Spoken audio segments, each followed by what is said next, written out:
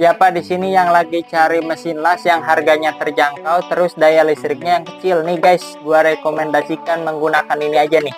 Ini mesin las dari Ryu guys. Ini udah hemat listrik guys. Ini cara menghidupkannya ada di sini ya guys ini.